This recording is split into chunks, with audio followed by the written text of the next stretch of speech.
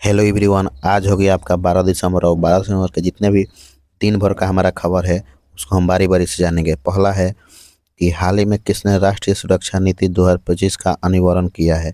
तो ये हो जाएगा अमेरिका।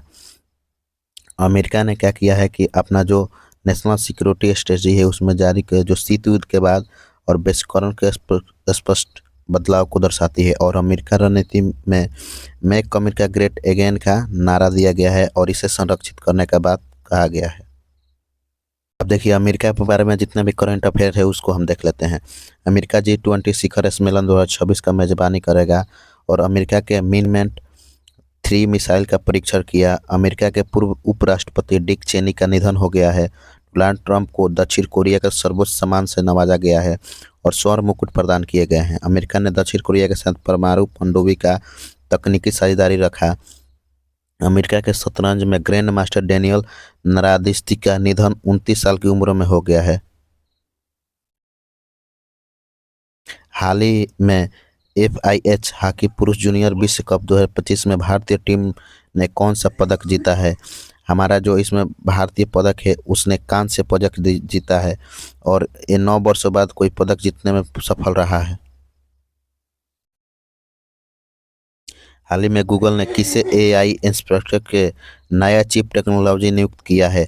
तो ये हमारा अंतरिम अल्बर्ट को स्वामित जो है उसको अमीन बहदात हैं उनको नियुक्त किया गया है, जो कि हमारे नए चीफ हैं टेक्नोलॉजी के रूप में नियुक्त किया है। यह कदम इस बात को रेखांकित करता है कि गूगल के बड़े पैमाने पर आर्टिफिशियल इंटेलिजेंट मॉडल सेवाएं और क्लाउड वर्कलोड को संचालित करने के लिए कंप्यूटिंग आधारित संरचना को मौजूद करने पर अपना तेजी से ध्यान बढ़ा रहा है। अब देखिए रोमन गोफनू को अगला मोसाद प्रमुख नियुक्त किया गया है। शेफाली वर्मा को हरियाणा महिला का आयोग का ब्रांड एम्बेसडर नियुक्त किया गया है। गणेश कुमार को अंतर्राष्ट्रीय लोकतंत्र और चुनावी सहायता संस्था के अध्यक्ष पर संभाला गया। अमित अग्रवाल को नया टेलीकॉम सेक्रेटरी बनाया गया है।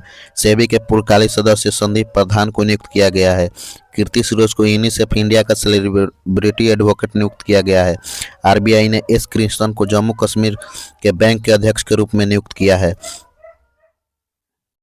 हाल ही में कौन पहली बार कॉमनवेल्थ खो खो चैंपियन की मेजबानी करेगा। तो ये भारत करेगा 9 मार्च से 14 मार्च तक 2026 में। तो और कॉमनवेल्थ खो खो चैंपियनशिप की मेजबानी करने जा रहा है। कॉमनवेल्थ के 24 से अधिक देशों में इसमें भाग लेने की उम्मीद है, जो पारंपरिक भारतीय खेल खो खो को एक ऐतिहासिक क्षण है। भारत दुनिया का छठा सबसे बड़ा पेटेंट फाइलर बनकर उभरा। भारत ने पहला क्वांटम डायमंड माइक्रो स्कोप विकसित किया है। भारत ने अर्जेंटीना को हराकर 2025 का कोनुवेरा अंतर्राष्ट्रीय पोलो कप जीता है। भारत ब्राजील नेतृत्व वाले ट्रॉपिकल फॉरेस्ट फॉरवर्ड फैसिलिटी के पर्यवेक्षक के रूप में शामिल हुआ है। गूगल जेमिनी के AI कंप्यूटर के वैश्विक उपयोग में भारत शीर्ष पर रहा है। भारत ने 2030 तक 300 मिलियन टन इस्पात उत्पादन का क्षमता रखा है। वित्त वर्ष 2024-25 में भारत ने अमेरिका का सबसे अधिक FDI प्राप्त किया है। ICC महिला विश्व कप 2025 भारत ने दक्षिण अफ्रीका को हराकर जीता है। हाल ही में किस देश ने आपका पैसा अपना अधिकार अभियान शुरू किया है। तो एक कौन किया है, भारत ने शुरू किया है।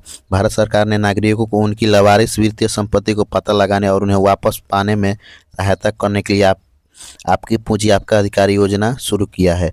और एक राष्ट्रव्यापी पहल शुरू हुआ कि जिसका भी खाता अकाउंट बंद हो गया है वो अपना पैसा दोबारा निकाल सकते हैं उसमें से। हाल ही में भारत के पहले स्वदेश निर्मित हाइड्रोजन फ्यूल सेल के बेसल का उद्घाटन किस शहर में किया गया है। तो ये हो जाएगा हमारा बनारसी में किया गया है। अब देख सकते हैं भारत के पहले स्वदेश निर्मित हाइड्रोजन फ्यूल सेल बेसल जहाज का उद्घाटन बनारसी शहर में किया गया है, जिसे केंद्रीय मंत्री सर्बानंद सोनोवाल ने 11 दिसंबर को 2025 के नमो घाट से हरी झंडी दिखाकर रवाना किया। यह बनारसी गंगा नदी पर वाणिज्यिक सेवा शुरू करेगा, जो स्वच्छ अंतर्देशीय जल परिवहन की दिशा में एक बड़ा कदम है।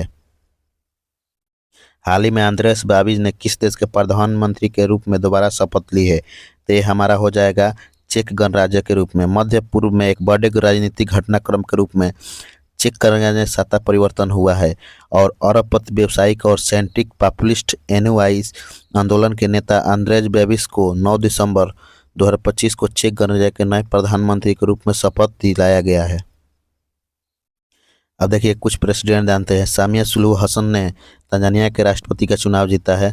पॉल बिया कैमरून के राष्ट्रपति बने हैं। रोडियो पाज ने बगोलिया के राष्ट्रपति के चुनाव जीत में हासिल किया है। कर्नल माइक राइडविना ने मेडागास्कर के राष्ट्रपति के रूप में चुनाव जीता है। पैट्रिकर हार्मी ने सेशेल्स के राष्ट्रपति चुनाव जीते हैं। सेना के जनरल रुपिन फर्न्यूट जाफिस्को को मेडागास्कर को नया प्रधानमंत्री नियुक्त किया गया है। सोना ताकाशी का जापान की पहली महिला प्रधानमंत्री के रूप में चुना गया है। मंगला कार्की ने नेपाल में अंतरिम सरकार के प्रधानमंत्री के रूप में शपथ ली है। हाल ही में किसने 2023 और 24 के लिए शिल्प गुरु और राष्ट्रीय हस्तलिपि पुरस्कार प्रदान किया गया है? द्रौपदी मुर्मू को। राष्ट्रपति द्रौपदी मुर्मू ने 9 दिसंबर 2025 को नई दिल्ली के विज्ञान भवन में 23-24 के लिए शिल्प गुरु पुरस्कार और राष्ट्रीय हस्तलिपि पुरस्कार प्रदान किया गया है। ये सम्मान राष्ट्रीय हस्तलिपि सप्ताह 2025 जिसका आयोजन 8 से 14 दिसंबर तक वस्त्र मंत्रालय द्वारा किया गया था, उसमें समारोह में केंद्रीय मंत्री गिरिराज सिंह और राज्य मंत्री पवित्र मरगटा की उपस्थित थी। वहां पे फॉक्स नेशन 2025 का पेट्रियट ऑफ द ईयर पुरस्कार मेलानिया ट्रम्प को मिला। प्रतिष्ठित princess of the Asia sports award 2025 से सुरैना विलियम्स को सम्मानित किया गया। मनोहर पर्रिकर को युवा वैज्ञानिक पुरस्कार 2025 को डॉक्टर साई गौतम को गोपाल कृष्णन को प्रदान किया गया। श्री रविशंकर को शांति सुरक्षा के लिए 2025 का विश्व कप विजेता पुरस्कार दिया गया। सर डेविड बेबकम को फुटबॉल के में सेवाओं के लिए किंग चार्ल्स की उपाधि दिया गया। डेविड रूनेल ने 2025 का बुकर पुरस्कार जीता है। क्रिकेट के सेवाओं में के लिए जेम्स एंडरसन को नाइटहुड की उपाधि मिला। बज चंद्रशेखरन ने फिजिक्सन के लिए 2025 का उर्सुला के लिए एगोइन पुरस्कार जीता है। हाल ही में किसे गोल्डन ग्लोब्स होराइजन अवार्ड मिला है? तो ये मिला है आलिया भट्ट को।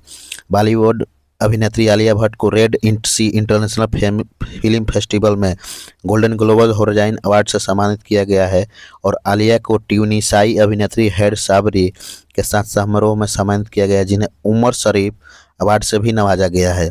रेड इंटरनेशनल फिल्म फेस्टिवल का 5वां संस्करण सऊदी अरब के जोधा में आयोजित किया गया है। हाल ही में किसे संयुक्त राष्ट्र का सर्वोच्च सम्मान मिला है? ये मिला है हमारा सुप्रिया साहू, जो एक IAS भी हैं। तमिलनाडु सरकार में अतिरिक्त मुख्य सचिव सुप्रिया साहू को संयुक्त राष्ट्र सर्वोच्च पर्यावरण सम्मान चैंपियन ऑफ द पुरस्कार 2025 से सम्मानित किया गया है। यह पुरस्कार संयुक्त राष्ट्र के पर्यावरण कार्यक्रम द्वारा नैरोबी में आयोजित संयुक्त राष्ट्र पर्यावरण सभा में हुआ है। उन्हें यह सम्मान टिकाऊ शीतलन, पारिस्थितिकी तथा पुनर्स्थापन और जलवायु अनुकूलन को क्षेत्र में उनके अग्रणी कार्य को दर्शाता है। हाल ही में गति शक्ति विश्वविद्यालय ने ज्ञान साझा कर संयुक्त पाठ्यक्रम विकास और अनुसंधान को बढ़ावा देने के लिए किसके साथ साझेदारी किया है? तो किया है अमेजन के साथ किया है। हाल ही में किसे ग्रामीण जल संबंधी वास्तविक समय के आंकड़ों के लिए सुलझम भारत ऐप लॉन्च किया है? तो ये किए हैं हमारे नरेंद्र मोदी किए हैं। जल शक्ति मंत्री CR पाटिल ने आज सुलझम, और जो हमारे CR पाटिल है उन्होंने मैंने नरेंद्र मोदी के साथ ही किया है और ये भी थे, जिसका उद्देश्य नागरिकों और संस्था को दोनों व्यापक वास्तविक समय पर जानकारी उपलब्ध कर ग्रामीण पेयजल प्रबंधन में परिवर्तन लाना है। हाल ही में किस IIT के सीने ने भारत का पहला deep tech venture capital fund launch किया है?